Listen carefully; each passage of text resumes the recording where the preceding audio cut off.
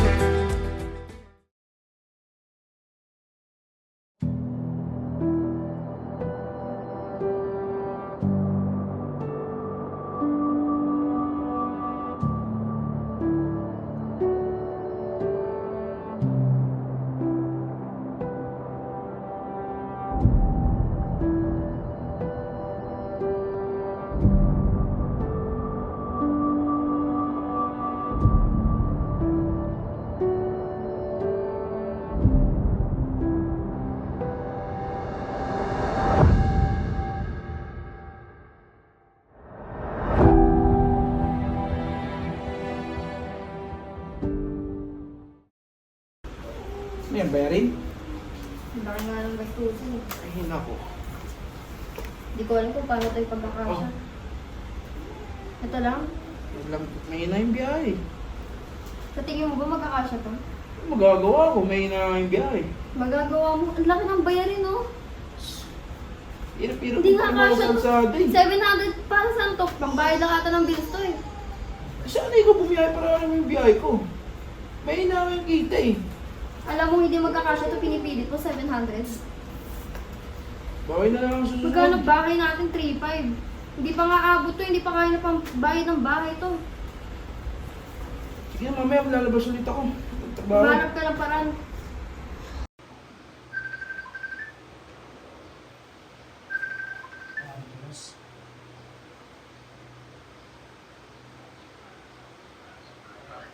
Oy pare.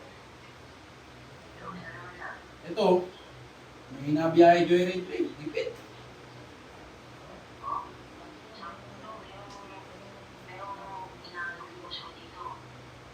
Sa ibang bansa? Ayos yan ah. Ang maganda yan. Pwede ba ako dyan?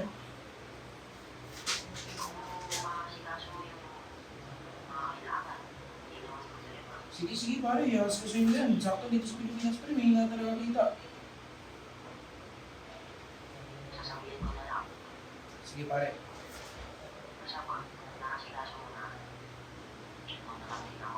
Sige pare. Sige. Salamat. Ma. Sabihin ako sa'yo. Tumawag si paring Walas eh. Anong gagawin ko? Naalok ako sa ibang bansa. Aalis ka. Ganun na nga. May nakita dito sa Pilipinas eh. Aalis ka kung kailang wala tayong pera.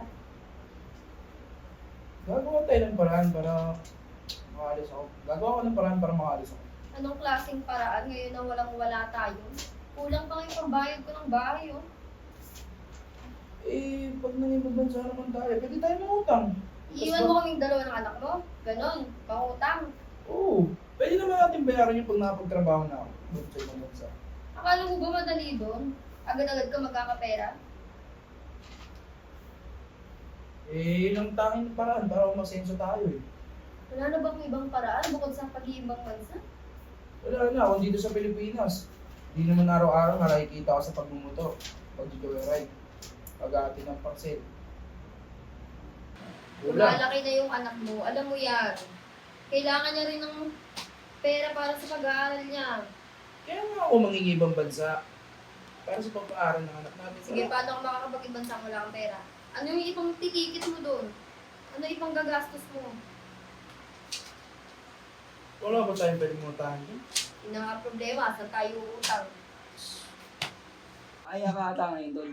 Siyempre tol, minsan lang tayo magkasama sa ano pre.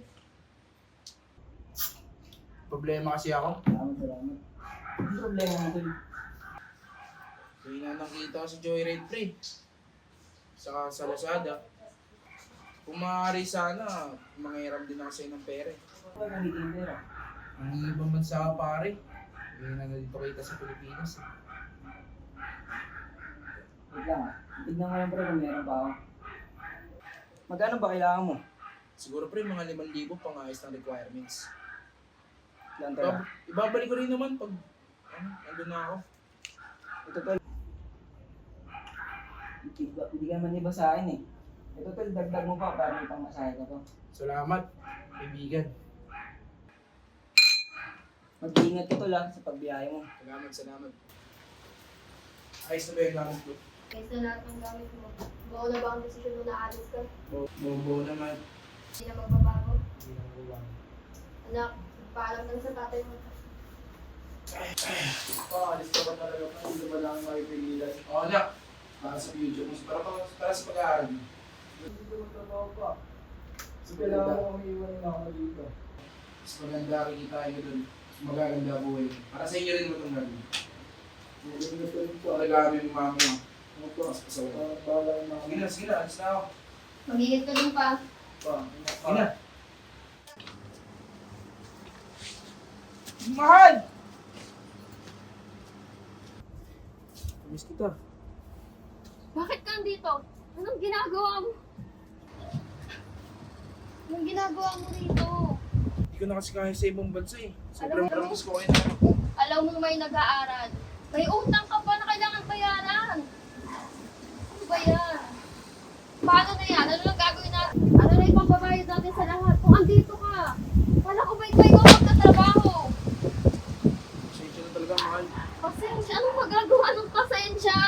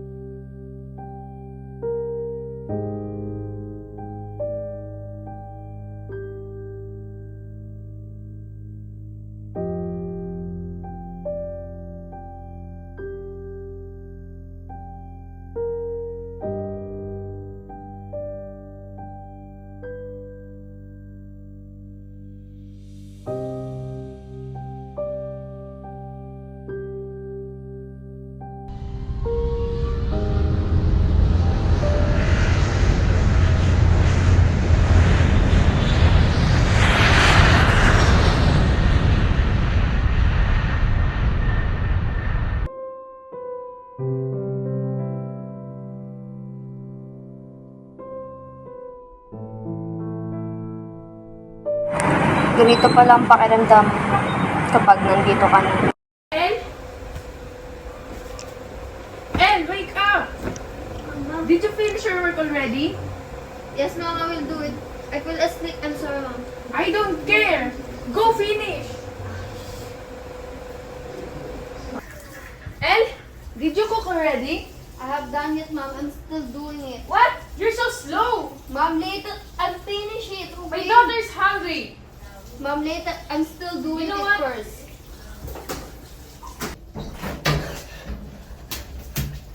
You're so stupid! Mom, don't You're so stupid! Come here. Mom, mom, no, mom. You're so stupid, huh? No, mom! Mom! Mom! No! No, You're so stupid! no, mom, don't do it, mom. No, mom. Ano sa mga makatingin na? Wala dito ka ba, pre? Oo ba? Boss mo. Ano yan? Ganyan. Hoy, ba't niyo binubugbog yan?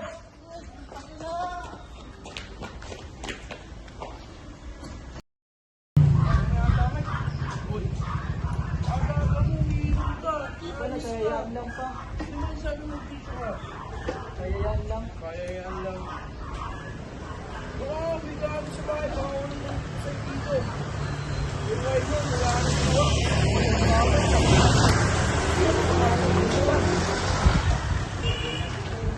Ayaw kung ano tinuturo. Hello, mahal. Kamusta na kayo dyan? Ayos lang ako. Pero itong anak mo, sobrang pasaway. Bakit ano na naman? Gagawa. Nag-iyosi na. Nagkakating. Hindi na pumapasok. Asan siya? Asan? Kakusapin ko siya. Anak, pumasok ka nga dito. Kausapin ng nanay mo. Bakit? Pagalitan mo to. Sabihan mo, kahit ako nahinis na. Pag ito, hindi ko nagtantya. Ito, kausapin mo. Bakit, ma? Ano bang ginagawa mo ha? Nagpapakahirap ako magtrabaho dito at hindi mo aayusin ang pag-aaral mo? Wala eh. Wala ka naman dito. Tsaka paano ko ayusin yung pag-aaral ko kung wala ka naman dito? Tsaka di namin kailangan ng pera mo. Kailangan ko, andito ka. Ano hindi kailangan? Kaya nga ako andito para mapag-aral ka ng maayos. Opo. Hoy, kinakausap ka ng nanay mo. Di mo? Kung gaano kabastos yung anak mo. Sige na, andito na yung amo ko. Mag-ingat kayo dyan ha.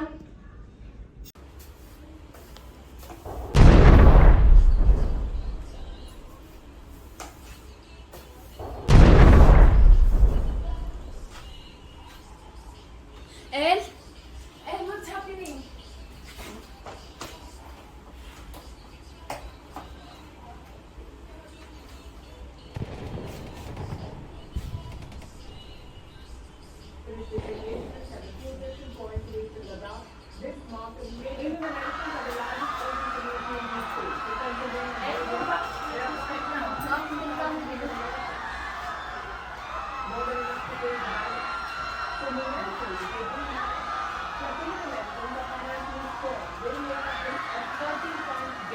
Mom, what's happening? Go pack your things right now. Go!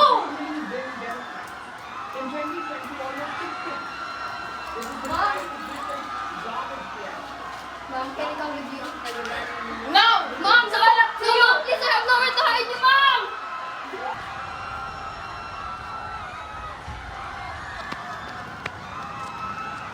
Nasaan na sila? Wala nang tao na dumating ako dito. Kailangan natin umuwi ng Pilipinas. Kaya kailangan na natin pumunta ng airport. Harangan tayo ng mga terorista. Hindi yan, basta magdoble ingat lang tayo.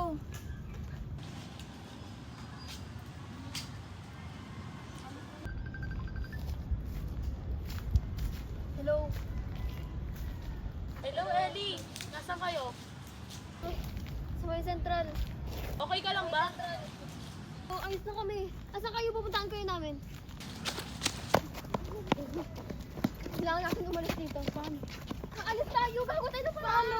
Harangan tayo ng mga terorista. Aalis tayo. May pamilya din ako. Kailangan ko umuwi ng Pilipinas. O sige, paano? Gawa natin ang paraan. Sumunod ka na lang.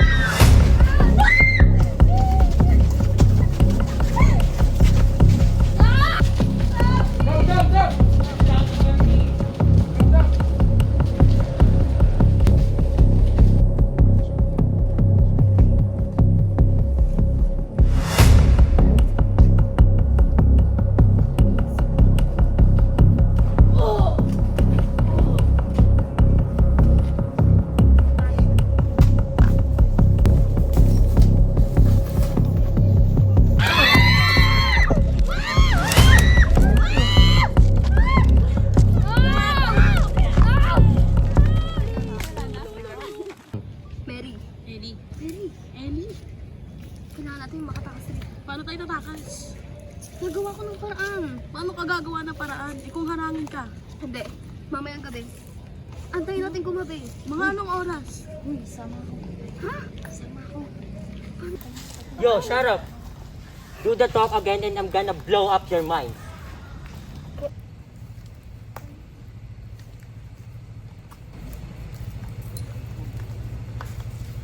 Again, excuse me, can I use restroom again? Please. Okay, stand up. Follow me.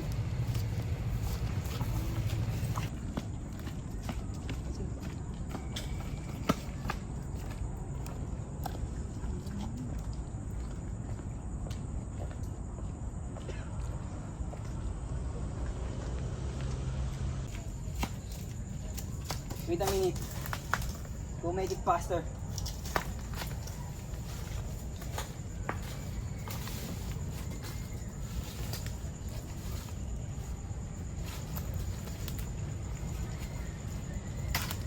Hey bro, I like this girl. Okay, but just keep. I like you. Go, go.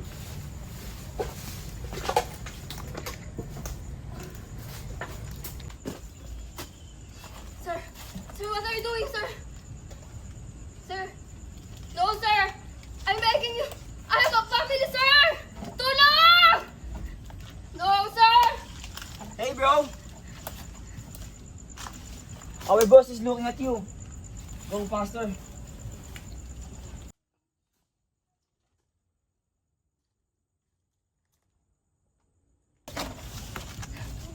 Kung kailangan mo ng tulong, sige na, umalis ka na. Papalayain na kita, bilisan mo na lang!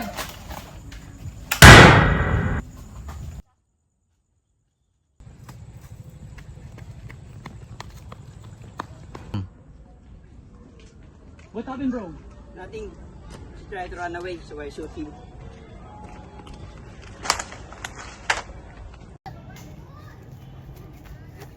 Help! Some murder hostage at the Central. Help!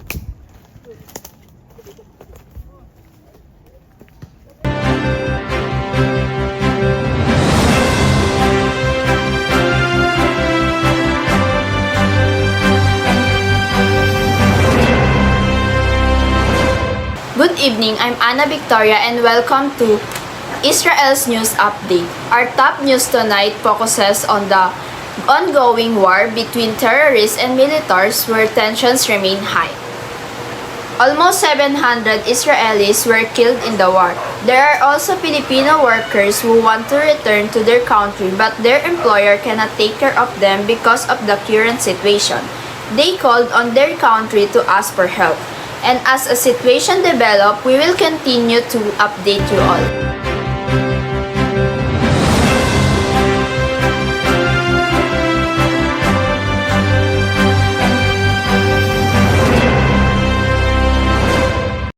Akala nyo ba ang kapangyarihan ay nasa inyo? Sino ba kayo? Di naman kami nagkulang sa aming pag-uunawa. Di ka namin isusundan kung hindi ka ba sundan. Huwag niyong tapakan ang katarungan. Akala niyo ba ang kapangyarihan ay nasa inyo? Sino ba kayo? Mapawagin ang katotohanan. Ang kadiliman ay ibabagsak. Nagsisilbi ka ba? Nagsisilbi ka Shut up or I shoot you! Isa akong terorista sa bansang ito. Hanggaw ang katahimikan at kalian. Ngunit hindi sa pamamagitan ng aking mga palay. Ako, isa akong Pilipino. Kanya, kababayan mo yan!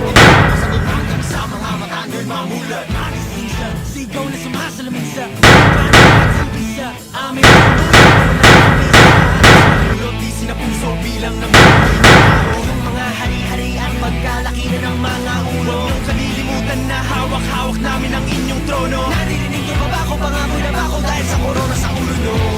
Di na magpapaalipin pa sa mga rehas mo. Di mabubuwag ng kahit anong masinta ang katotohanan to.